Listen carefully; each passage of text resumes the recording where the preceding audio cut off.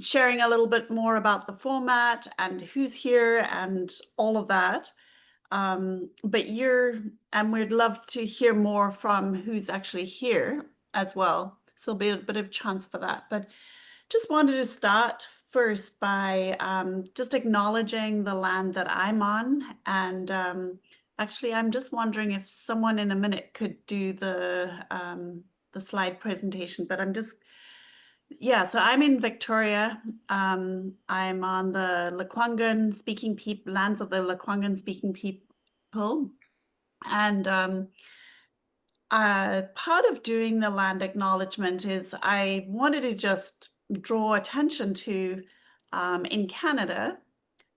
This is the 10th anniversary tomorrow for the National Day of Truth and Reconciliation in Canada, which was a process. It was that wrapped up in 2015. Justice Murray Sinclair went around the country hearing stories of how the colonization had run roughshod over Indigenous ways and causing like incredible harm. And the 94 calls for justice were something that was put through Parliament as a way of acknowledging the wrong that was done and what was needed. And unfortunately, to date, only 14 of those actions have been acted on. So bringing that up because it's a big deal here in Canada, and just sort of making the story of a place, the land, visible is part of the work that we're doing as well. So just wanted to acknowledge that. And also, although there hasn't been a truth and reconciliation process in the United States, also wanting to just acknowledge that October 13th is Indigenous Peoples Day, and just to kind of lift up some of the harms that have happened. And part of the reason why I'm wearing an orange shirt is because symbolically, it's used. There was a woman who, when she was young, was taken to residential school, was wearing a favorite orange shirt that was given to her by a grandmother, and that was stripped off of her. And so in solidarity, people all over Canada will wear an orange shirt for tomorrow as in recognition of what was stripped before. So yeah, so wanted to just acknowledge that and also welcome everyone to the space. And for those who haven't met, maybe we could stop sharing for just a second, for those who haven't met Tea, if you were at the BioFi conference, you may have. She came out in person from Australia. And Tea is one of the people that we work with closely and is going to help lead us through some of the objectives and format for this evening. So Beautiful. Thank you for that, Tea. Thanks for that. I will pop. Oh, where's it gone? Oh, that's right. Sorry. I've got to do a special thing on my computer because I was screen sharing at the time. Here we go. Here we go. Oh, no. Here we go. Can everyone see the slides again? No. Was that a yes or a no? No. No, okay. Good. That's good to know. Let me fix that. Here we go. Great. And I'm presuming everyone can see them now? Yep. Yes. Fantastic. Okay. This is not a super slide heavy presentation, but we certainly do have a few. We want to this is a soft launch. We want to extend a really warm welcome to you, pioneers who were the first folks to be a part of joining our new Landscape Groups community of practice. So today's purpose is about unveiling and having people join a new Mighty Network space. I think many of us are familiar with Mighty Networks if we've been through the design school or other programs. If not, that's okay. We're going to have diverse levels of technical proficiency, and we're all here to help each other with that process. But for us, it's a pretty exciting moment because this community of practice means we can move away from the black box of the Regenerate Cascadia team scheming and planning programs, and we can move away from individual or single landscape group communication with us via email into a many-to-many communication platform where we can all see each other, we can all communicate together, and we can be co-learning as we move through what's quite a visionary journey that we're undertaking.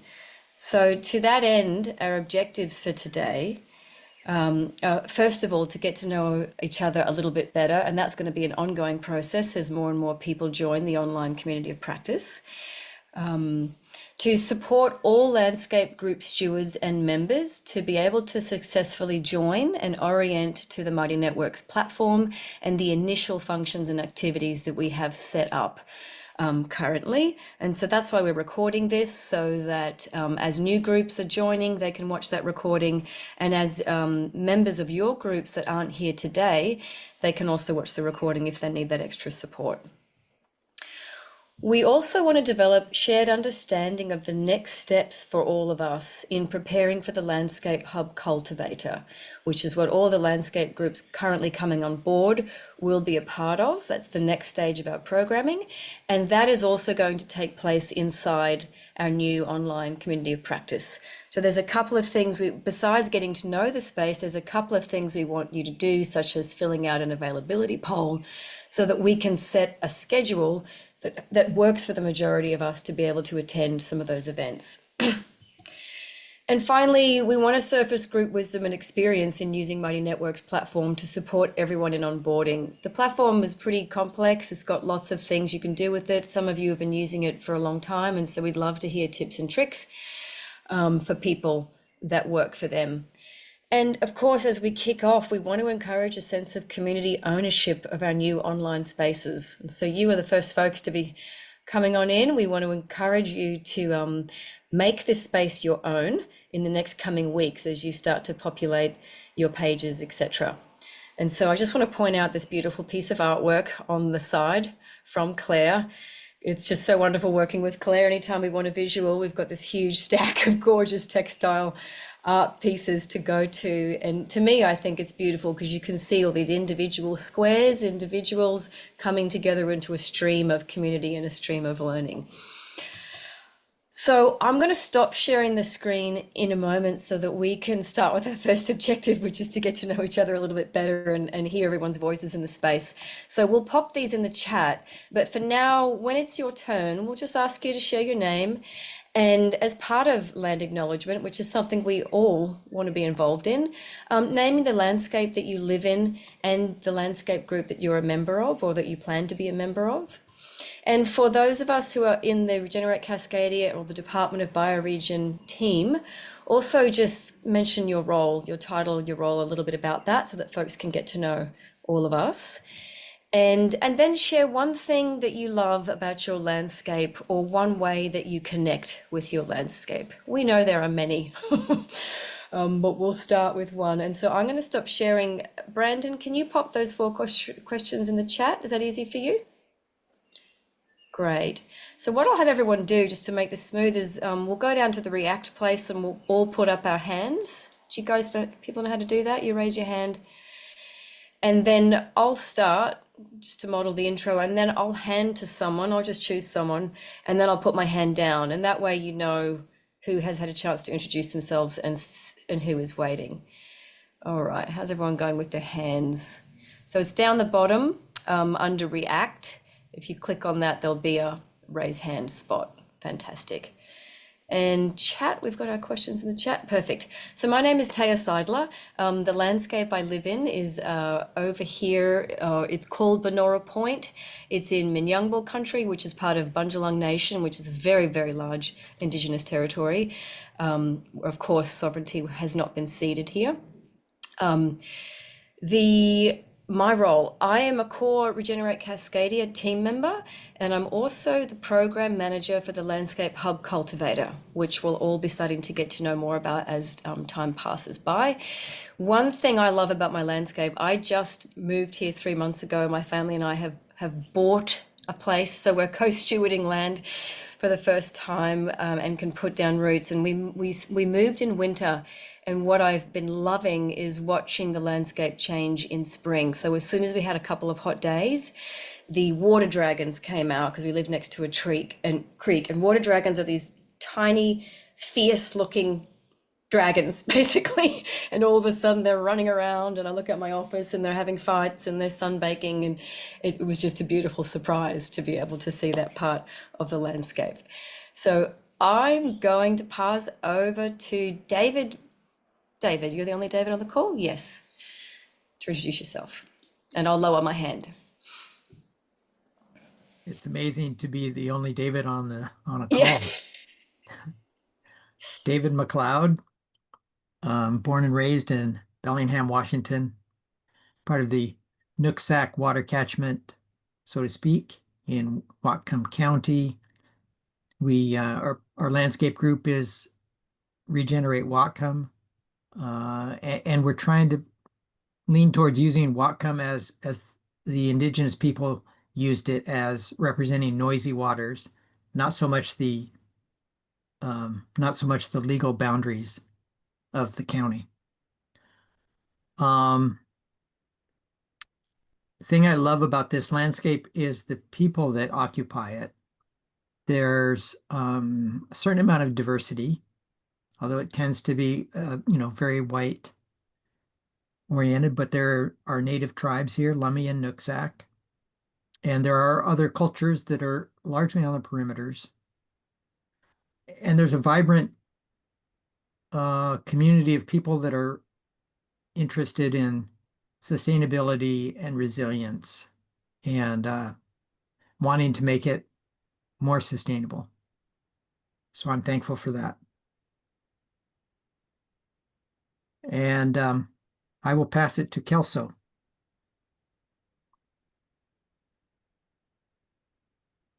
Hey, hey. I know it says Kelso as from an old Zoom name, but my full name is Kelson Gorman.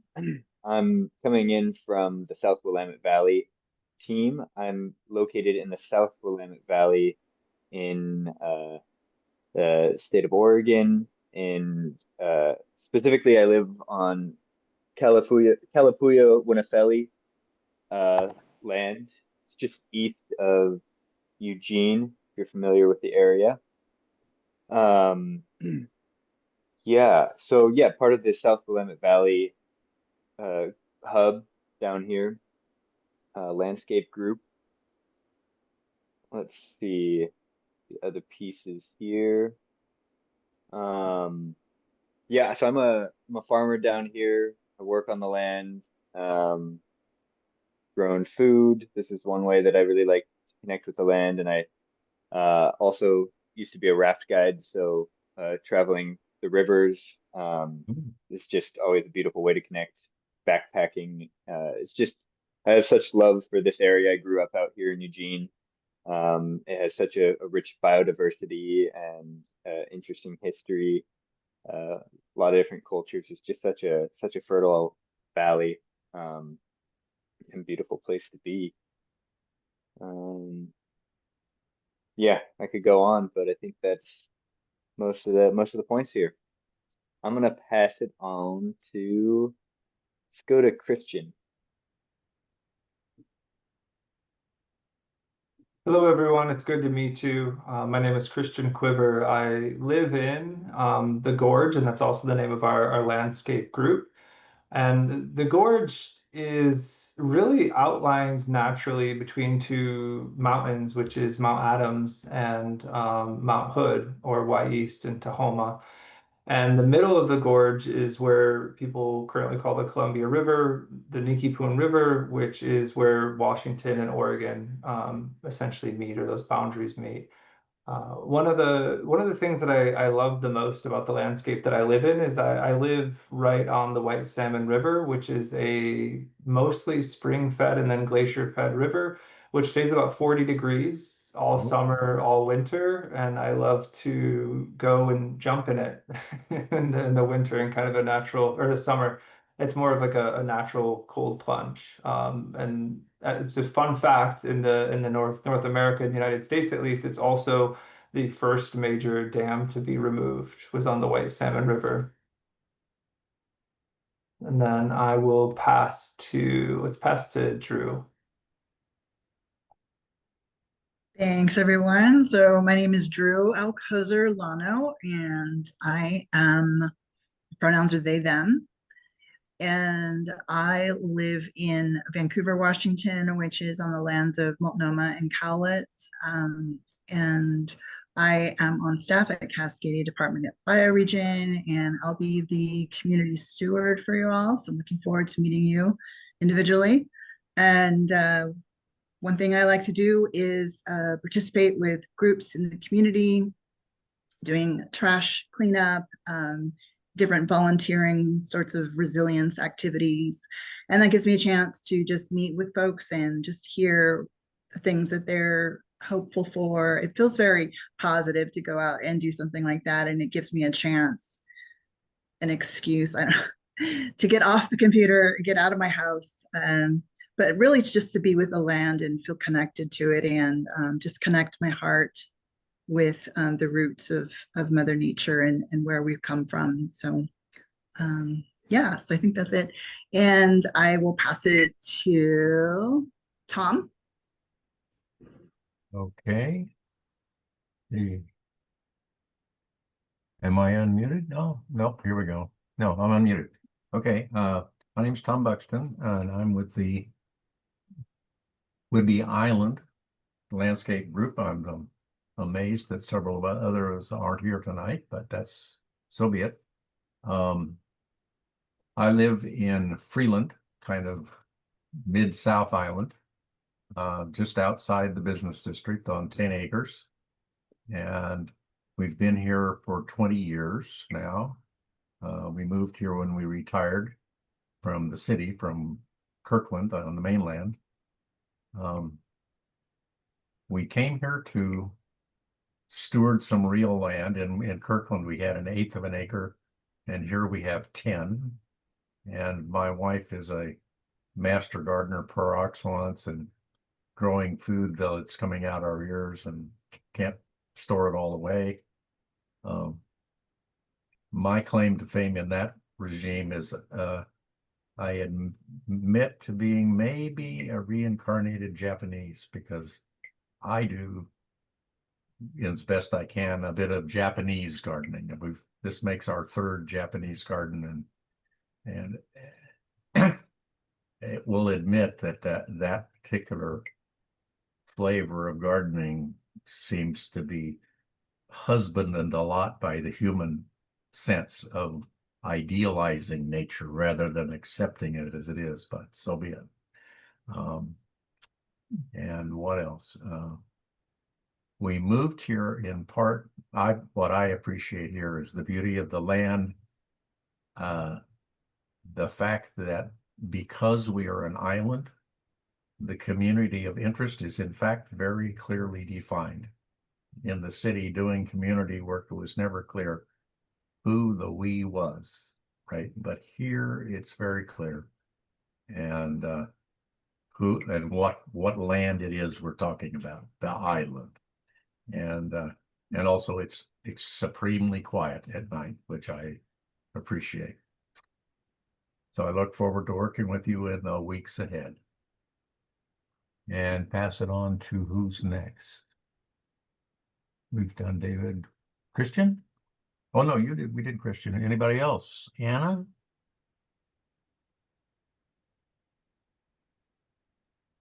Did you say Anna? Hello? Yes.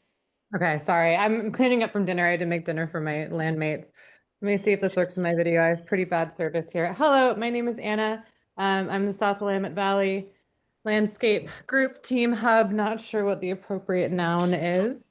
I live in a town called Cottage Grove at the Center for Rural Livelihoods, which some of you may know either as that or as Aprovecho formerly. One thing I really love about this place is the rivers and creeks, and also the Mediterranean climate, because even though we're in Cascadia with some pretty wet, gloomy winters, there's really gorgeous hot summers here, and I love that. Did I get everything?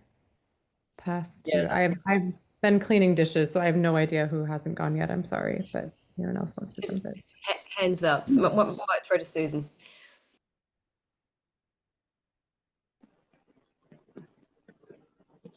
Hello, hello. Sorry about that. My name is Susan, and I am the nonprofit program officer for the Department of Bioregion. So I get the privilege of working with everyone, and that makes me really happy. I live in West Sacramento, California, actually, which is the Patwin tribe that lives lived about, I don't know, a mile from where I am actually. And I have literally only been here 3 weeks. But one of the things I love here is that it seems to have a really great community where I can just go out in the community, meet people, and start doing outreach. And I think that's so Claire Strawn. Hi, I live in Eugene in Kayapua territory, and I'm working with Kelson and John and Kendall and other folks with the South Willamette Valley Landscape Group. And the thing I like about my area is that the river, the Willamette River, is 6 blocks from my house, and that is really a member of our community. During the pandemic, everybody walked on the river, and that's where we had our community. And I feel very fortunate for that. And I will pass to Brian.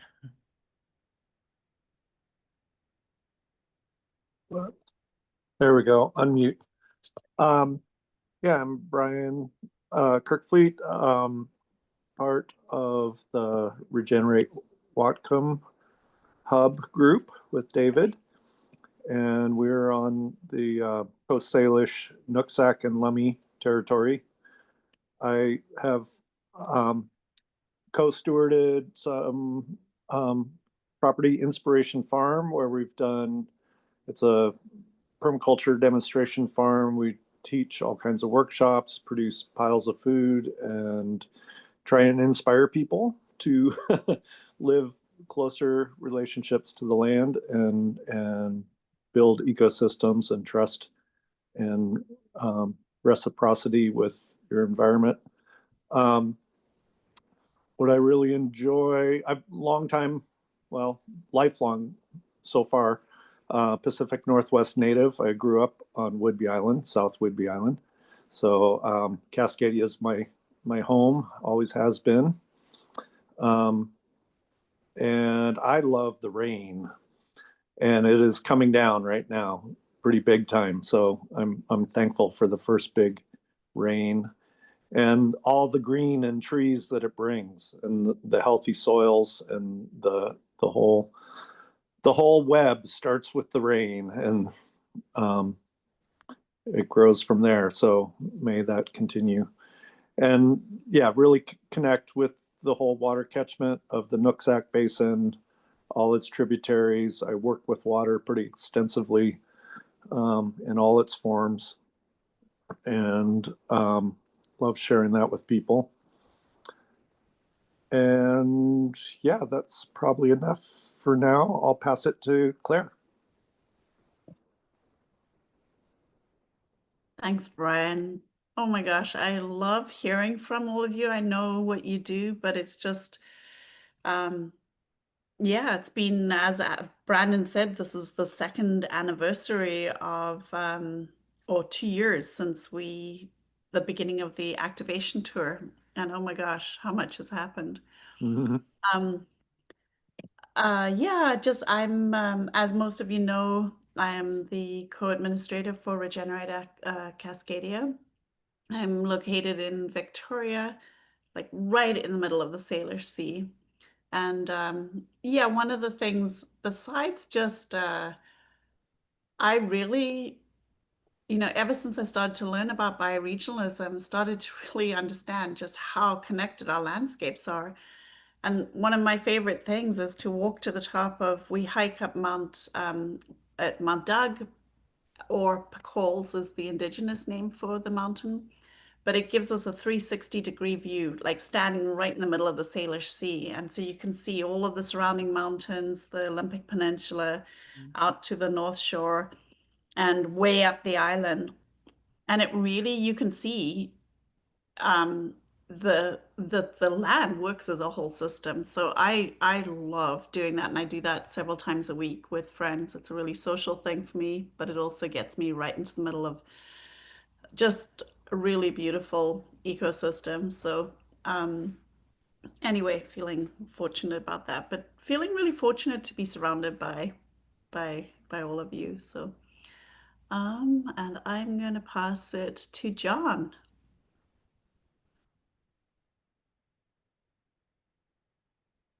Thank you, Claire.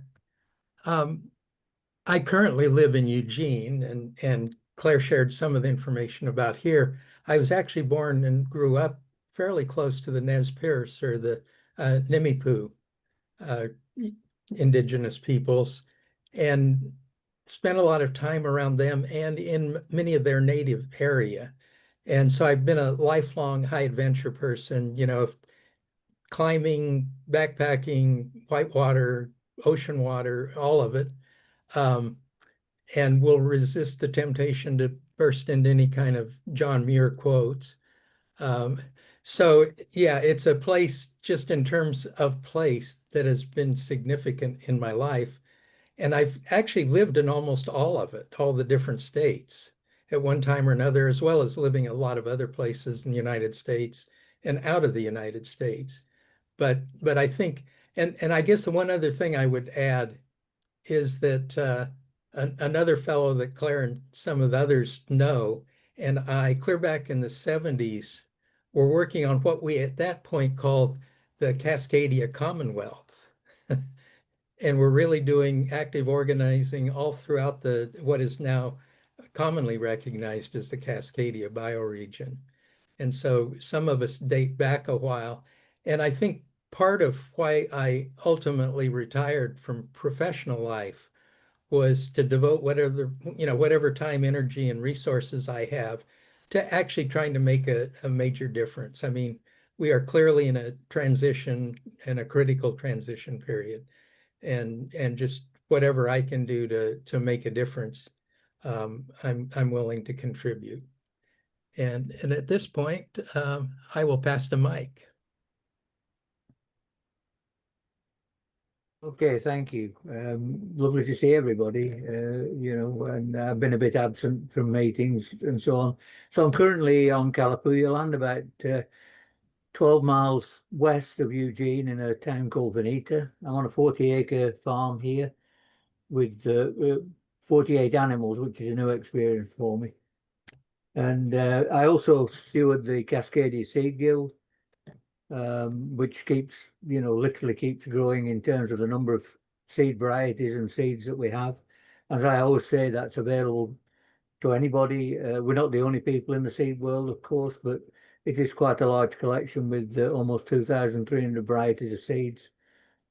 So, that's available, as I say, for anyone that wishes to avail themselves of it. I'm just scrolling around here to see. Brandon, have you been yet? So then I'll pass it on to Brandon. And if I'm lucky, I think I might even be the last one. So I'll keep it short. Yeah, I think most of you know me. My name is Brandon. So along with Claire, I'm one of the co-administrators of Regenerate Cascadia, and then also do a lot of other work just with bioregionalism and really helping grow the Cascadia movement more broadly and in general. And I'm just very excited to actually be getting to this point where we're starting to shift from talking to actually getting to do stuff. And then just to also say, thank you everybody for joining us on a 7 o'clock on a Monday. And it's just really wonderful to see everyone. I think to no shock or surprise, many of the people that we're working with are people that, as Claire said, we are entering into the second anniversary since the Regenerate Cascadia Activation Tour. And many of you have been along with us on that journey since then. And so I think it's really wonderful and exciting to actually begin able to start to open this up. And also I want to name that there are many of us, so we're recording this so that anybody who couldn't make it tonight has a copy of this. And then also just wanted to clarify too that one of the reasons that we're doing a soft launch is we're still waiting for another probably 3 to 5 groups to kind of step on by the end of October. And so we really want to give space for people to actually get in and get on and then kind of join this kind of group and team and all the rest of that. But just thank you everybody so much. Oh yeah, I guess also, sorry, all to say that I'm here on Vashon, and I think one of the things I love most is the dark, gloomy, ever-present rain with lots of green trees. So I think that part's very nice. And I'm very excited because we just had, I tend to be so busy that we just had our first Vashon in-person meeting. And I think there'll be lots of exciting people. And I'm kind of poking them towards the idea of creating a Vashon group. So that's my own personal excitement. And we'll see what comes within the next month. But with all of that said, maybe over to you, Claire, I might just wrap. and or Taya. So thank you for, when we introduce ourselves, we're always just choosing just a couple of tiny pieces. Thanks for listening and for squeezing you into a little tiny section. We will certainly have more time to get to know each other. So for the rest of the session, we will spend a bit more time studying the context for the online community of practice. And then we will take a tour of the online community of practice as it's currently built. And then we'll actually all join live and have time to find our way around and answer any tech questions and share tech wisdom as we do that together. So I'll pull the slides back up for you, Claire. Thanks, Taya. Yeah, so this is, one of the big things about learning, like just bioregional regeneration, is learning how to coordinate and cooperate, and just how do we do that together. And so the BioRegen program, as you know, has been this this funnel that is about bringing people together in a way that is helping people to set them up for success as much as we can, and really drawing on the wisdom of many people around us who have knowledge of these different systems. And so that took us through using the really wonderful teachings and program through the learning journey that was the design school, and the amazing job that Andra Valatin did. And that was 6 months, and that we considered the wide end of the funnel, and really getting a shared sense of context and language. And now we're in this phase of the landscape groups coming, having gone through basically a sense of understanding what we were talking about together, what we were getting into. And you've had hints of what the landscape hub cultivator is, which is sort of narrowing the funnel, but it is trying to create the conditions so that we can hold what is really something that Taya is going to speak to in a minute, but that it is an arc that we're going through together, and we're just really excited that you're here with us and trusting what is to come. So I think I'm going to hand that over to you, Taya. Or is it Brandon? Yeah, well, I think just to start, we just want to say welcome, and also that this is kind of a moment of celebration. Everybody in this room, I think you represent all 4 of the different landscapes who have stepped on to as the first different landscape groups in a kind of a series of, kind of Claire said, of these cycles and funnels. And really with this idea that we are starting to actually create these groups, which can help hold the story of place, can help start to do the weaving, can start to build the directories of different groups and regenerative portfolios in the landscape, and then really targeting it towards one of the core principles of our theory of change, which is also then starting to get everybody in the room to do these bioregional mapping workshops, regeneration strategies, and then actually starting to create budgets with the idea that just like we need to create our own maps and that maps are not neutral, yeah, neither are these regeneration strategies, neither are budgets. And so part of this is that we need to be able to um, create and articulate strategies of how we're building into the future. Um, and one of the big purposes that we've learned is that part of our work for doing this is that many of you are involved already doing, many of you are already busy doing regenerative work in your landscape. Many of you already represent coalitions of community groups and organizations that are already active doing it. And so a big part of this is actually then visualizing and connecting. And what we learned very early on was a need for us to have a membrane for helping us determine who we're working with in a landscape, who actually can say, hey, we're working with Regenerate Cascadia. Hey, we're representing Regenerate Cascadia. And then who can help hold those trusted relationships in a landscape and really help us hold that container and envelope. And so I think one of the exciting things is that you are part of this first wave of people who have gone through that membrane and process and really are being selected as trusted members of your community and network to help us with this process. I think, yeah, Claire Ortea. Oh, And just to say that if you're not familiar, the stewards on this call all represent Whatcom, Whidbey, the Gorge, South Willamette Valley, and we have more groups coming. And so that's what's really exciting is that I think we have, if we do a fairly okay job, we'll probably have at least 3 more. I think, depending on actually how many people step up within the last few weeks, it could be upwards of 4 or 5 or 6. But realistically, I think what's really exciting is in Canada, we have Victoria, possibly Salt Spring Island. In the Salish Sea, we still have the Vashon. Duwamish River is very active. A lot of the organizers of the BioFi conference, they've been very busy, but I think we have Debbie, Denise, and Kim who will be holding that group. And then all the way out to a potential Spokane, Idaho group, potentially 1 to 2 different Olympic Peninsula groups. And so we're still waiting to hear about that. That there might be 2, there might be none, but there's a lot of interested people, and then trying to figure out north versus south, and then all the way down to also people interested in Snohomish, kind of in the Everett area, but all the way up through the watershed. So. Yeah, just to say that our rolling application cycle for this year, we're going to end it just for capacity's sake, October 31st, and that kind of gives us a little bit of a threshold that we're working with, where then we can get everybody in.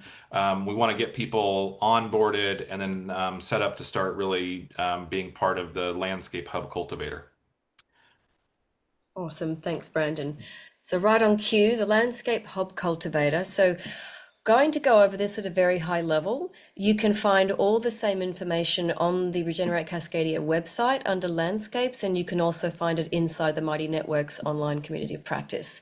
So the Landscape Hub Cultivator is our way of working with what could be more than 100 people across all the different landscape groups to create the conditions for the emergence of Cascadia landscape hubs, which we'll talk about momentarily, but essentially we'll be co-defining what that means. And we have some starting ideas, certainly around our theory of change, which is related to proving out the theoretical components of bioregional finance, so that we make sure we're helping to test how to make that move from theoretical to practical. And that's quite a big journey. And so we call it the LHC for short. It's going to support up to 10 Regenerate Cascadia landscape groups that Brandon was just referencing to go through to utilize the online community of practice to co-create and to define what a landscape hub is, and to develop its core foundations in this first year. So at the biggest level, it's a chance to playfully engage with the following opportunities. One, we're looking to interrupt existing systemic patterns to create a cultural shift where right relationship to the land is a guiding principle. So that harks back to Regenerate Cascadia's mission. It's not just to regenerate the region, the bioregion, it's to create a regenerative movement that can support this for 7 generations to come and beyond. So cultural change is part of the work. It's a chance to value and nurture networks of relationships as being absolutely critical for this work in terms of how we build and hold trust and stay together and collaborate across what I would say are fairly unprecedented levels. To develop and practice what we're calling new old forms of participatory governance essential for different scales of bioregional organizing. What some of us may experience as being new is often an ancient practice that First Nations peoples have held for some time. So there's a sense of new, but also unlearning and relearning what is innate to each of us as a human being. And finally, to develop the bioregional infrastructure required to attract and flow funding to where it is needed in Cascadia in a way that breaks out of short-term grant cycles and starts to build longer-term financial vehicles that really places multi-capital value at the forefront. So it's ambitious. And so I'll go through these very quickly. We've got 3 phases mapped out. The first phase is preparing the foundations. And so that's really essentially kicking off now. By opening this space, we want to be onboarding all participating groups to get into the online community space.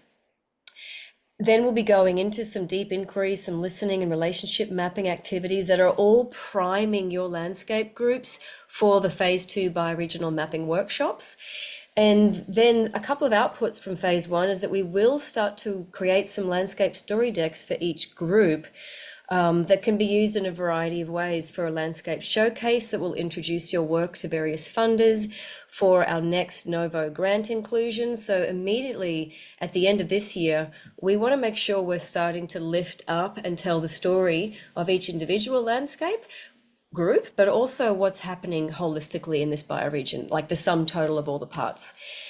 Phase 2 will start in February of next year. And sorry, I should say there are allotted amounts of funding. So for phase 1 and this year, there's $1,500 per landscape group that will be allotted to support you with developing the landscape story deck.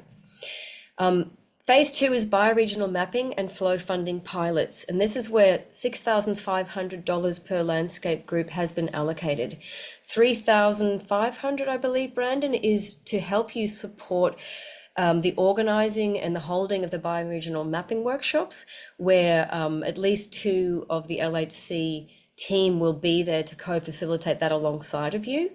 And then 3,000 will be given out to pilot the concept of flow funding, where you will get to distribute, according to your own criteria from your own regeneration strategy, small amounts of money to key projects that you think are significant in regard to your project portfolio. And then phase 3 is where we're going to really start to lean into developing of a core team to hold the work inside a landscape hub, and also the development of local funding ecosystems, so that we're not putting all of our energy into waiting for some big regeneration fund, which of course in the BioFi program we are working towards. But in some ways, we're going for the low-hanging fruit around the connections and the crowdfunding and the donors and the different things that we can be doing within our own local areas to start to build awareness of what's happening here and find local funding pathways. So Claire and Brandon, anything you want to throw in there around the pilot phases? I might just add, I think, and is one of the things that's really exciting about this is that everything at this point is really shifting now to how can we best support you. And these numbers they're kind of the minimum that we want to offer. And our hope is that we will do a good job fundraising, and our goal is always to bring in more. So if we want to grow the flow funding sandbox, we want to grow the support going to your landscape groups. And so we will always be trying to do that. But we also want to make sure that we're not over promising. And so we're very excited to be able to offer this. And then I think if we're doing a good job and we're starting to tell the stories, there will always be more opportunities to try and increase these funds as well. And yeah, I'd love to say we've talked about this before, but I think it's really important to just bring it back. It's just that we know that you have self-selected yourselves from your landscapes, but there are many people in your landscape that some of them still invisible to, you know, your knowledge of who they are, but they are part of the really important feedbacks and learning that's needed in the landscape. So, you know, so I just really wanted to point to that. And the other part is this guiding principle of minimum viable process is that we can't possibly reach everyone, and nor should we be trying to at this stage. It's as I think it was Brandon was saying, where's the low-hanging fruit? Where do the relationships exist? And who can we work with right now, knowing that as this gets going,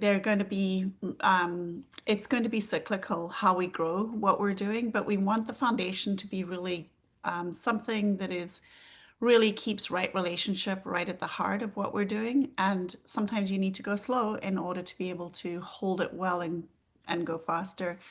And the other part that Brandon and Teo were speaking to is at this stage, the funding, we were calling this a sandbox phase because the funding money can sometimes make things a little bit weird. And so we're going through the process of how does all of this stuff work. And as we learn and develop our capacity to hold the processes, we will be ready for larger amounts to flow. So there's part of this is, you know, our capacity, what we have available to us, but also knowing that this is about developing our capacity so that we're ready for larger funding flows. So I think that's. I think two things I might add is that how we've designed these phases as how we've designed the outputs is in relationship to what we know our main funder, which is Novo, is looking to understand and to have and to see how it actually works in the landscape. So each phase is building towards stronger funding streams coming in from Regenerate Cascadia, but we don't want to leave it at that. We want to make sure we're also building funding streams in each local area so that we're really covering all of our bases. And when we are able to start to prove some of these templates or ideas that bioregional finance is built on as a theory, then when we move towards something bigger like a Cascadia Regeneration Fund, we've got some foundational bricks to say, hey, this is working, and here's where and here's how.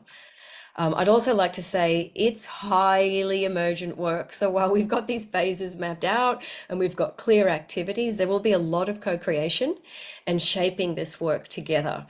It's not going to be a top-down learning experience in any way, shape, or form. And we will stop for questions soon, so I'll just go through this one last slide. So just to give you a bit of a sense of the timing for now. So right now we're at the September 29th. We're opening the community of practice. And next week at the same time, it's advertised on the website, and I will also place it inside the platform.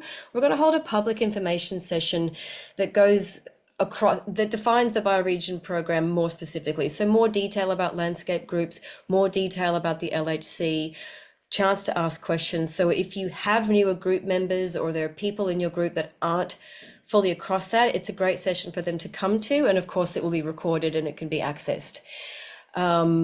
So during October, actually, I think we have changed some of these, so dang. We are going to commence office hours straight away, which means you can stop emailing us to schedule a time, and instead you can use the online platform to book in for sort of group learning and coaching sessions around any support that's needed or any questions you currently have. That's going to start this week, actually, starts tomorrow. So the LHC applications will close October 31st, which basically means landscape group applications. Every landscape group that comes in by October 31st is then eligible to be in the Landscape Hub Cultivator. Phase 1 activities will run through November, December, and January. Our landscape showcase event will happen at the end of January, and our grant submission, which will include all of your group story decks, and will go in February 1st. So let me just see what the next slide is. Oh yeah, all right. So what does this look like in practice? Got a lot of beautiful faces here from the BioFi conference. Today we're opening the online platform. We're spending the rest of October getting new groups in, and for you representatives of your groups to get as many members as possible to start to use the online space so that we can communicate together. The LHC will officially launch in early November. We've included a poll inside the Mighty Network space so that we can truly try to find times and days that work for as many of us as possible. Once we've established that, we'll then lock in dates and we'll lock in a program calendar so that you've got a lot of clarity about what's coming and when, and you've got time to prepare as needed. And as of November, we will kick off with bi-weekly learning sessions. We call it a fortnight in Australia, England. That means every 2 weeks we'll be having a learning session that will be recorded, and then we'll have regular ongoing office hours to support learning. So I'm going to stop sharing the screen. We'll open up for questions here, and then we'll switch into onboarding you into the Mighty Networks platform. Questions and comments, let's say that. Claire and Brandon, you might have a few more things you want to say, or David. Question about the October 6th public info session. I'm curious if that is something I should advertise to our entire mailing list that they can tune into, or is it directed towards more specific people and groups? It's public. Okay. Yeah, the more the merrier. Yeah. Great. Yeah. Yeah. I think But we're it's also very valuable for people internally to learn more as well. Yeah. Yeah, and actually, if you had comments about what was helpful when we're sharing about the program, what isn't, like, we're trying to help you, give you a resource to be able to share with your community too, to kind of invite them into the program. Because as you know, like to us, this is incredibly exciting. It's something, certainly from my perspective, I have felt for many, many years, many decades, that something like this was needed. And I'm excited. So to be able to share with your community means that they have a way of entering in more easily. Any other questions?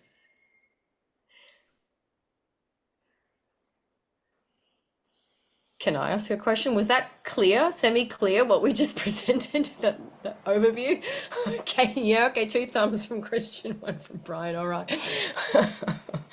All right, fantastic. So I'm thinking we might be ready to move into a screen share and a walkthrough of the Mighty Networks platform. I think what I might do, rather than holding questions to the end, if you have a question about a particular area, raise your hand, and if Claire and Brandon or anyone in the team monitor the questions, because I might not notice that, and we'll stop at the spot and take care of the question in real time. Actually, before we jump in, can I get a show of hands, and you can just use your actual physical hand, who's pretty familiar with Mighty Networks? All right, and then a show of hands who's never used it or any sort of online platform before. Okay, all right, cool. So most of us has some experience. Okay, great. So hang on, I need to reset my share up here to the Mighty Networks. And I might just as Taya's getting set up, I think the Mighty Networks might be kind of a new thing, just in terms of an idea that we're presenting. And so a little bit of context there is we're not just trying to force down another thing, another platform, another whatever. I think we looked at a lot of different alternatives and options for the Landscape Hub Cultivator. Over the years, we've tried many different things to find something that works, that's not a Facebook, that's not a Mighty Networks. And we're back. And so, and all to say, so I think one of the exciting things about this is um, we are bringing each other together. We will have lots of knowledge and ideas and things to use. And so some of our closest partners and who might even be making landscape groups and who are organizing landscape groups also help organize social roots. They help organize Hilo. They help organize also our close partnership with like Open Futures Coalition.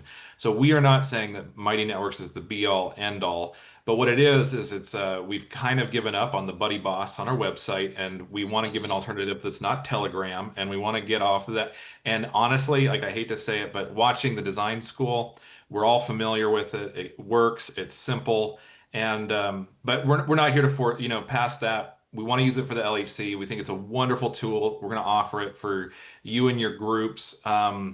Mighty Networks has also just created a benefit which lets you like invite in the general public into your group, and then you can control what access they have to the overall network. So that's kind of a cool feature too. So anyways, so it's all just emergent learning, and we are here now with you on this journey. So anyways, all to say, yeah. Mighty Networks is what the design school uses? Yeah. Yeah. Oh, so we do have some experience. Okay. That's what I thought. I mean, your hand may actually go up then, Claire, because Yeah. so I might And just oh, and No, no, sorry, you go and just to first. say on that note, we're not so I think what's really cool is we're working with Joe and Penny, and they're really holding this like global inter-bioregional space. And so one of the things we actually want to offer for stewards and other things will always be to offer actually like a membership to the design school. That's what we see as the top of the funnel. Go meet people, learn about bioregionalism, send members there, get people interested, engaged, and excited. And then we're taking it down in scale to now the Cascadia bioregion, and then really space for landscape groups in the ecoregions. And so Mighty Networks is limited in the scale of depth that you can go. And so we see that as a partnership and collaboration, and not a replacement. We're not trying to replace anything.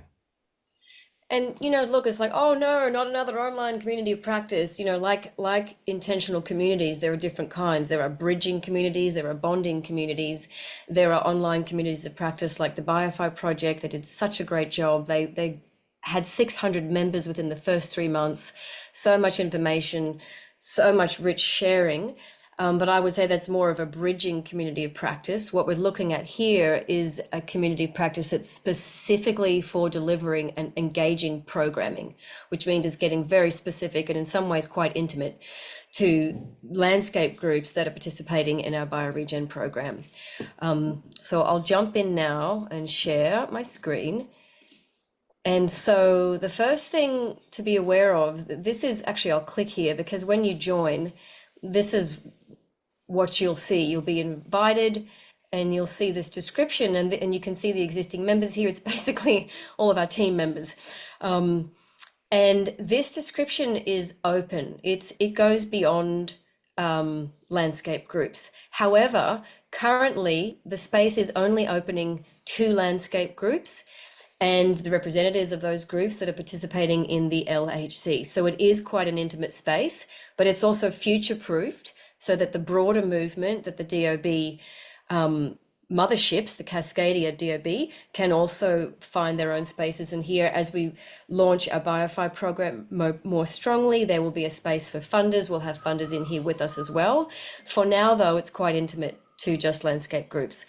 So when you join, the first thing you'll see is a welcome checklist, and that will just live as a pop-up on the right-hand side. Super simple. It's just a reminder to fill out your profile so that people can get to know you as a human being, and to adjust your notifications so that you don't go crazy with 7,000 notifications whenever anyone posts. So global feed is where you can go to see members. It's where you can see all the events at a glance. It's where you can see anything that's been posted at a glance.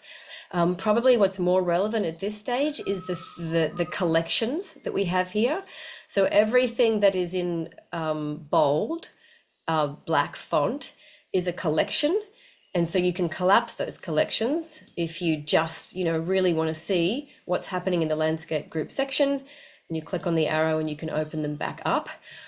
Home is home, just as you would expect. And so one thing is in terms of the visibility, almost all spaces that we've made here are for anyone to access who has joined. But we have noticed that until you actually click on it, it doesn't seem to automatically show up in your left-hand bar. So one of the first activities we suggest is that you click on each of the collection titles, and then you click on each of the 4 boxes that you see in there, and then immediately your left-hand sidebar will start to populate. So welcome, start here, fairly explanatory. The river leads the way. We've got an image here from one of our first landscape groups, the South Willamette Valley, from their recent listening tour. Here's just a bit of a description about what we're doing and why, what you'll find here, and really importantly, a couple of clear next steps in terms of completing your welcome checklist, completing the online availability poll so that we can schedule these programmings to meet people's needs, and for landscape stewards in particular, to set up your group space, which is going to be a private space that your group can now interact with and centralize around. And it will also have a public about page so that everyone else who's in the space can also see what you're all about and make comments or reach out to you through that public space. You'll see here the Cascadia updates, it's bolded. That's great because it means for me, I can see there's been a new update since I last looked. And here we have, Brandon has just posted something, a bioregioning event happening in a week's time. We also have a community lounge, which is a place to chat, you know, grab a cuppa and start conversations that are based on any topic of interest, ask questions, etc. And then we have the availability poll, which is really, really important. Click on this link. It will take you to a Google form. There's just 4 questions there. Help us ascertain, because so much of this work is happening outside of our day jobs or our night jobs. It's volunteer-based work. We want to make sure it's as accessible as possible and not just base it on our own schedules as organizers. Now, how do I get back to Mighty Networks? Here, great. So something to note is that the Cascadia updates won't be used so much at this point because that's going to be Cascadia wide. So if there's a DOB level update or a public event that's Cascadia based, it'll go here. But the next collection is the Bioregen program. This is where specific bioregion updates from us as the host team will go about the program. This is where bioregion recording. So for instance, this session will be recorded and is recorded, and it will be logged here under bioregion recordings because it's about broadly multiple elements of the program. Now, office hours is really important to draw your attention to. This is going live as of tomorrow. So if we click here, you'll see we've got 4 weeks of recurring office sessions. So there's evening slots. Now my time zone is different to yours, so this will look different on yours. You'll see evening slots on Tuesdays with myself and Claire at 6:30 to 7:30 p.m. So you can squeeze that in either before dinner or after dinner if that works best for you. And then on Thursdays between 10:30 and 11:30, we have office hours with Brandon, Susan, and Drew. So if you or anyone in your landscape group just has questions, wants to be working with the team, any sort of support, anything, you can come along. We will suggest that office hours with Brandon, Susan, and Drew is the better place to go for really specific non-profit programming questions. And office hours with Claire and Taya, probably more general, certainly more about the landscape hub cultivator, etc.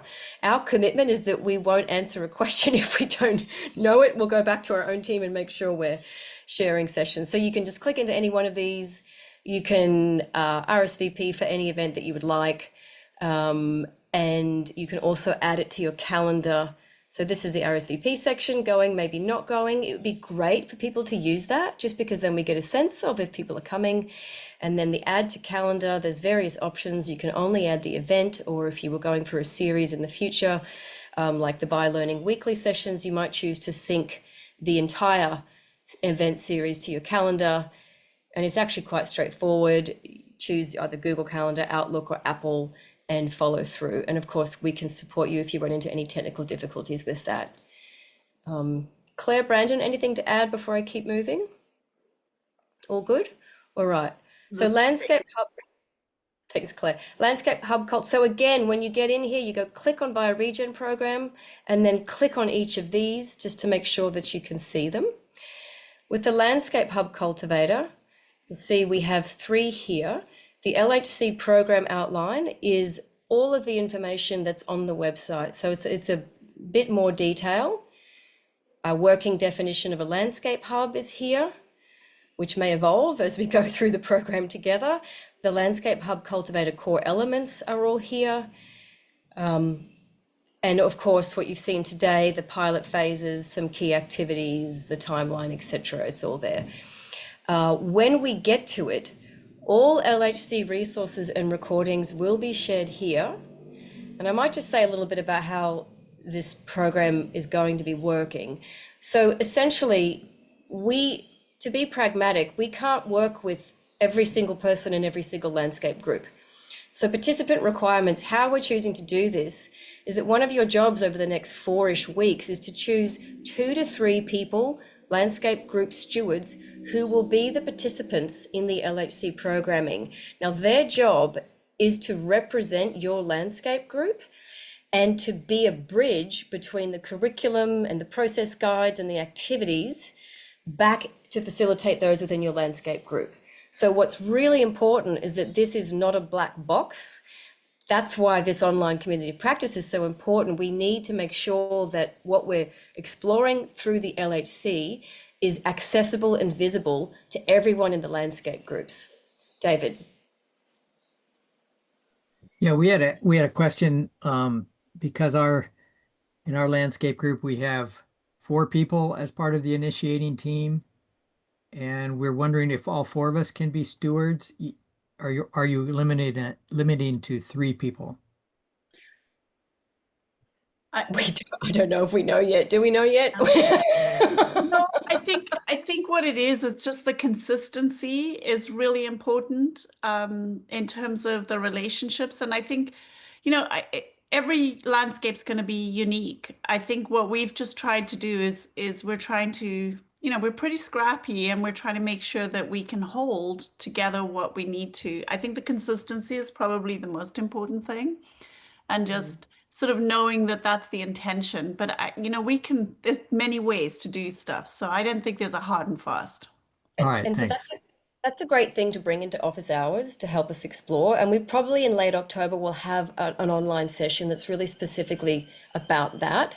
You might have 4 group stewards and you choose 2 whose schedules fit the schedule the best to be going to the events and translating the information back. And then the other 2 are really helping to facilitate those with the group. You might have a rotating system. We want every landscape group to find their own way. But the core premise is that if you step into participating in the LHC, you step into representation and bridging back and forth. And this will work to the best of our ability to make this space easy for you to do that within. Claire, did you had your hand up briefly, or all good? I thought I saw a hand during office hours. Okay, great. You got the answer. All right. Brandon, were you about to say something? I was just going to say too, I think part of this is modeled on our experience with the BioPhi cultivator. And it's really helpful to have those 2 or 3 people. But the idea really is like, I think the idea of not being hard and fast is really accurate. It's really about what works for your group and what works and how many people we actually have in there and who's coming. And then also because your teams might grow and they might shift. And so it's not like, it doesn't need to be that that permanent base. But I think especially as they do grow, I mean, as Taya was saying, it's just about creating an actual community that can be manageable. And all of the learning, the resources and everything, we want that to be completely available to all of your team. So even if there's only 2 or 3 people coming to the sessions, or 4, who knows, we want to make sure that those resources are flowing back to your landscape, that you are being the bridge that's sharing it, well and beyond just the people in the course. This is why we encourage you to pop into office hours at least once, because it's a chance for us to get to know more about the diversity of the different groups. And then in late October, then we can craft a learning session and some posts about, well, what are the responsibilities of an LHC participant? What does that look like? What are you committing to? And then your group's decision. is to decide who are the best placed people to hold this. Yeah, and So I do just want to respond real quick to Claire Strawn, who in the chat just was asking if this was going to replace the website. That's a wonderful question, and the answer is it will complement the website.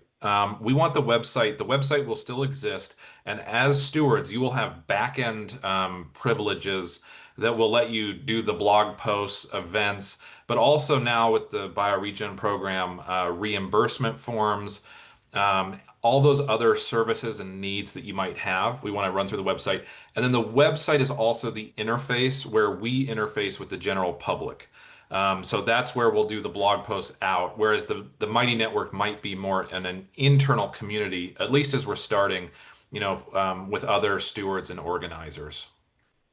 And so speaking about internal, there are levels of internality. So you'll see here on my screen, because I'm a host, there's also LHC Community of Practice. There's nothing even in that yet, but that's where that's just one private space for participants in there to have any, psychologically safe learning conversations they need to have or whatnot.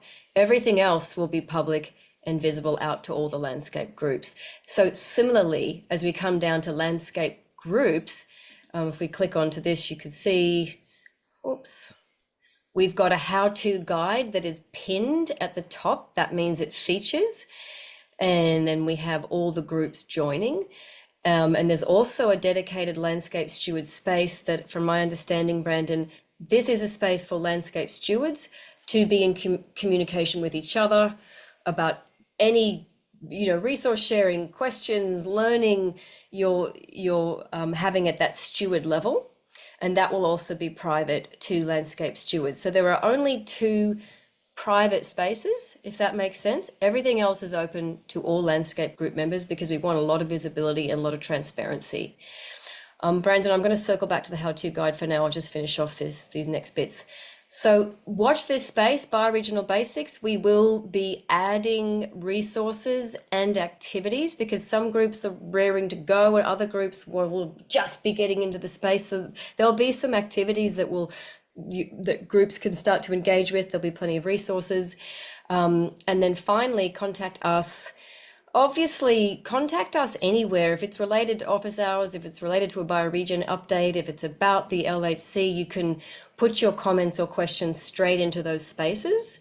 But you can also reach out to us hosts here in this space directly. And that's kind of like your tech support area when for any questions around onboarding or using our Mighty Networks platform. There's 3 or 4 of us who'll be hosting this space, and we've got multiple time zones, so we'll be trying to get back to you as soon as possible in regard to that. So now I'm going to come back to the how-to guide, because this is one of the really important activities, which is that landscape group stewards set up their private spaces for their group. So each of, say, let's click into Woodby Island, you can see here, there's a feed, there's members, there's events, there's group messages, there's your own resources. These spaces will be private from my understanding.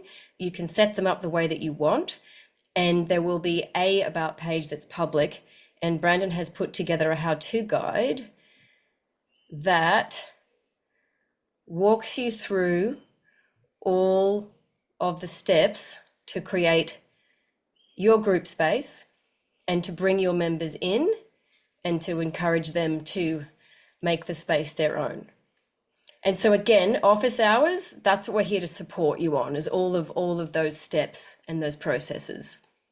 To be clear, office hours are open to anyone in your group. We don't want to be black boxing or gatekeeping. Anyone can come along. And what was I going to say? Oh, I can't remember. Oh, well, that's that.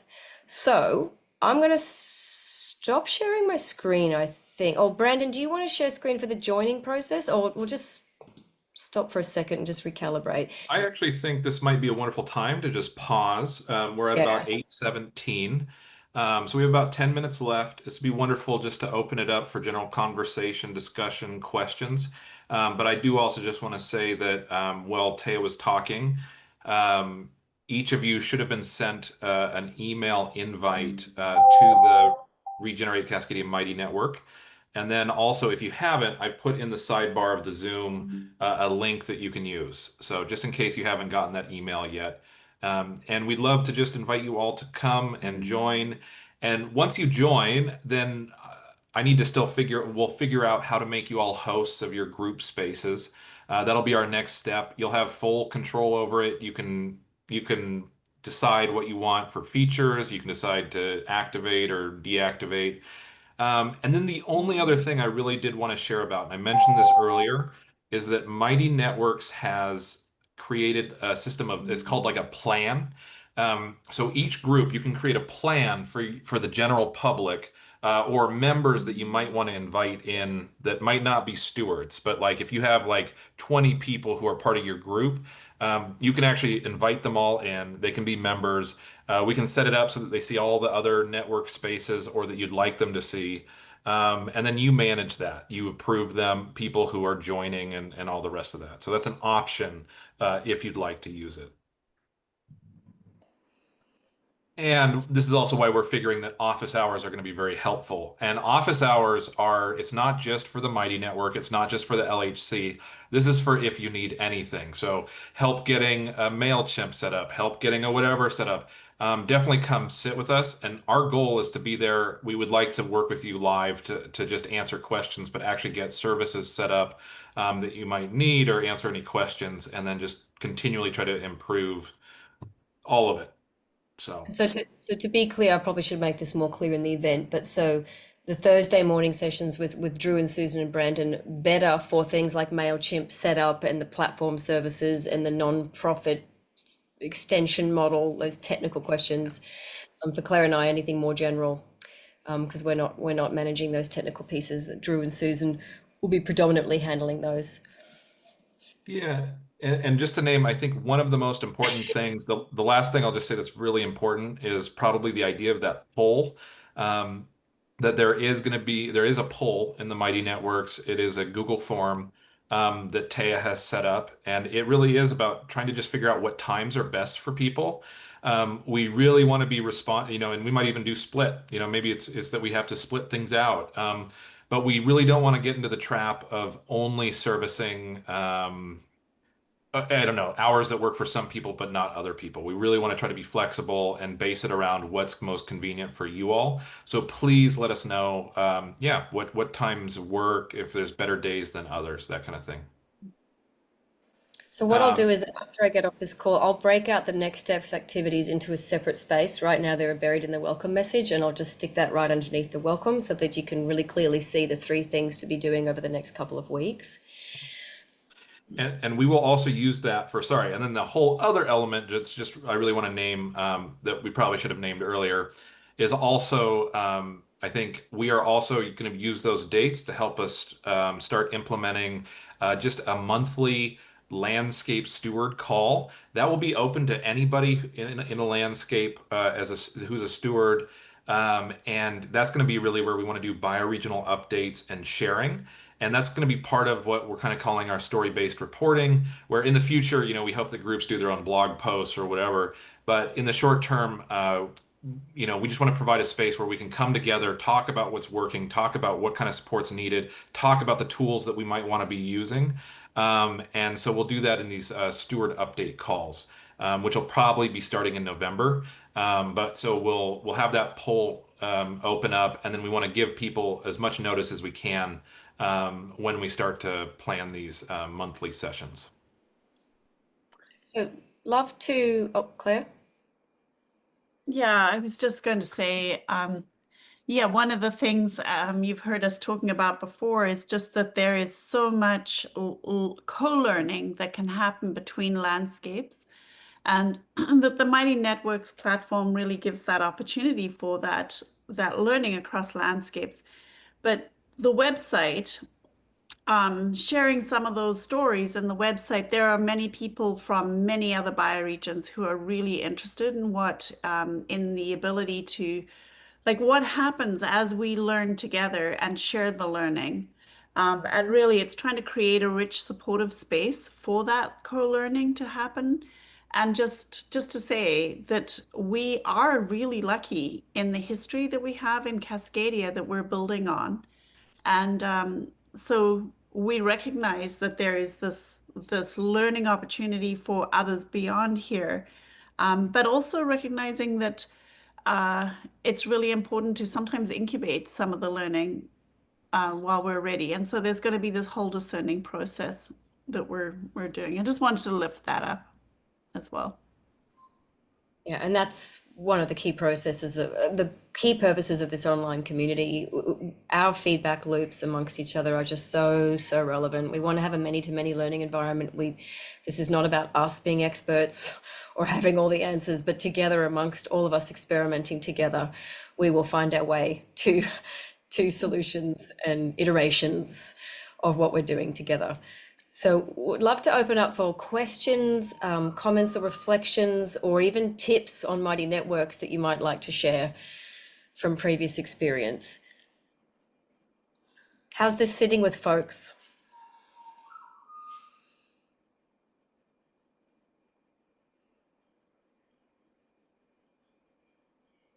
Silence is golden, golden.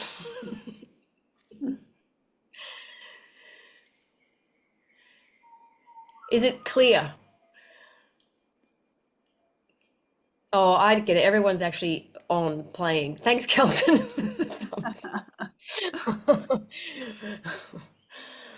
In the early days of facilitation. Yeah. Hooray for killing Telegram. That's hilarious. Yeah, and I'll just say, I mean, like the cool thing about the Mighty Network too is it really does. I mean, I think there has been a desire for, you know, a Mighty Network or some type of thing where we can more easily start up topics and other things. And while we need to start really small and whatever, we are excited in the future for just I think it's going to open up a lot more opportunities. We can just be a lot more chill about people, you know. Anyways, in the future, I think it's going to be really exciting as well.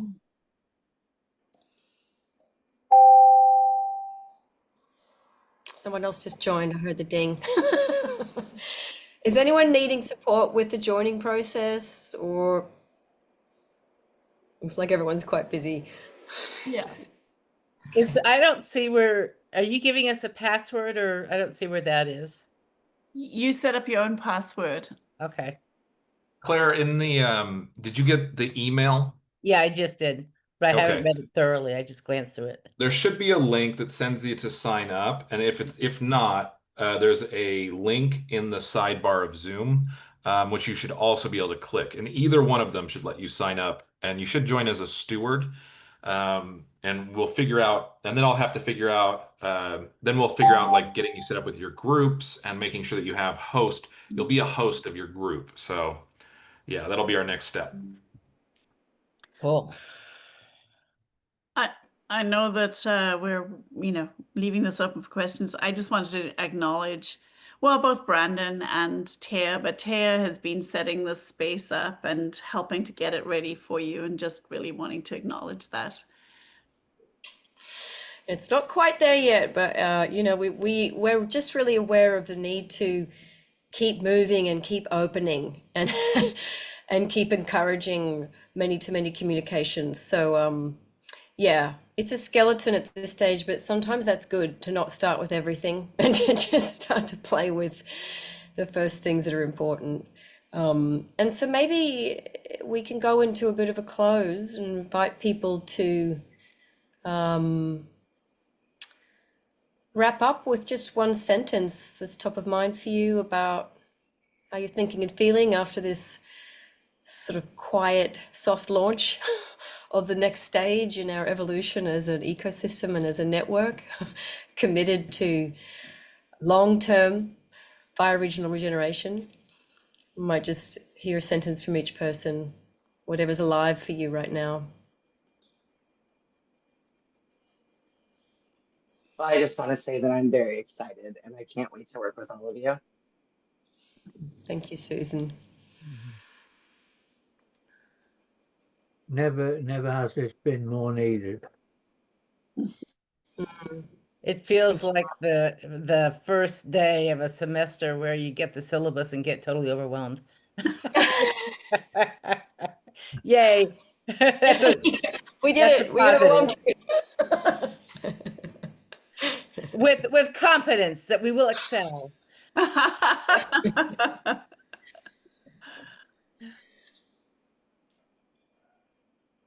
Yeah, the first day of school, you're thinking about going all the way to your PhD. I guess I would just say it's been a very long day for some of us. Lots of meetings, etc. You've shared a lot of information, but I think the underlying sentiment is really excited about, as Mike put it, something probably long overdue, but starting to really feel like the timing is right. Yeah, it's exciting to be part of this process and taking that next step.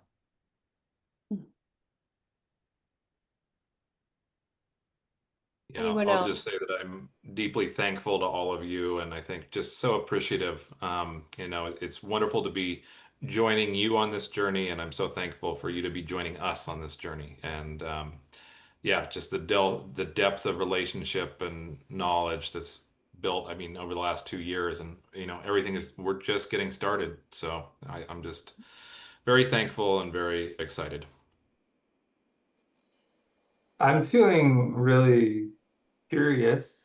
I believe Claire said it earlier around like, yeah, here's this group, right? Like here are the people now, but like I'm really curious to see who else is out there and who else is going to get um, invigorated or excited to join this and to be a part of it. So I think that's where my curiosity is where all the relationships are going to start being formed.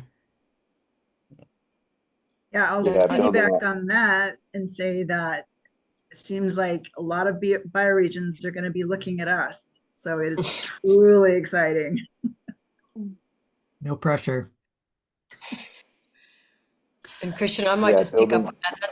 That's really our hope that over the next, because you were this is the first pioneering group, that's your work over the next 4 to 6 weeks. If you choose to accept it, your mission is to see how many people from your own group you can get into the space and engaged. We want it to be a warm hearth of a space, and that requires each of us to move in and make it our home, our online home together.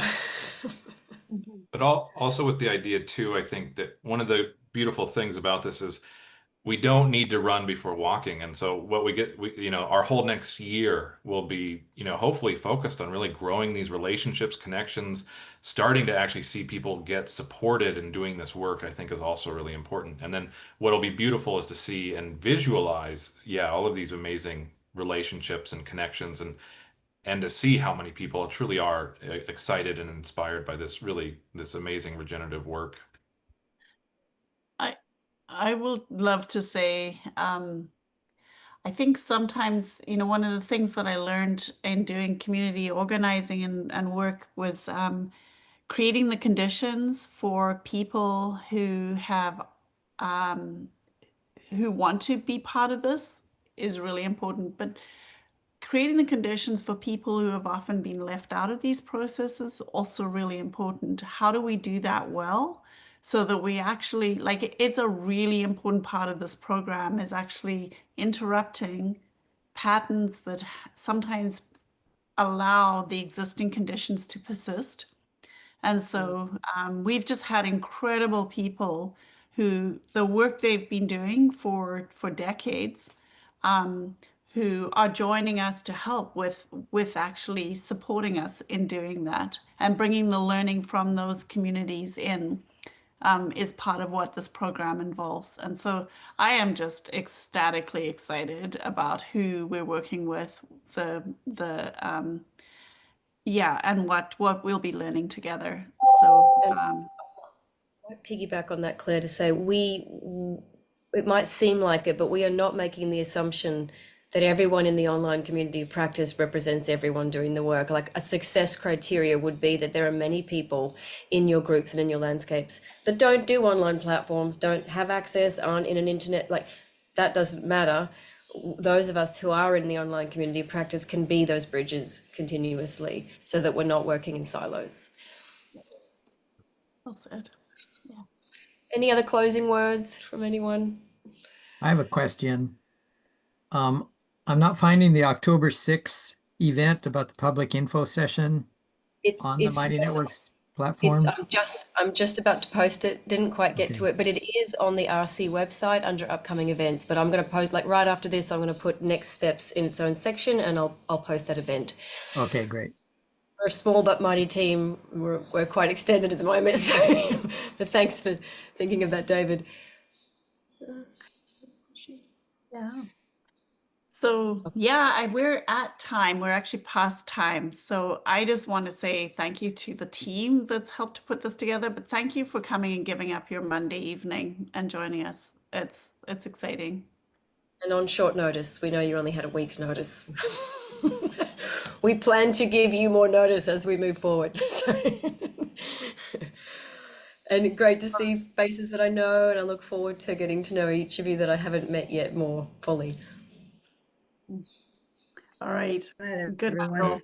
Thank Good to meet you you. so much. Thank you, everyone. Thank you. Bye-bye.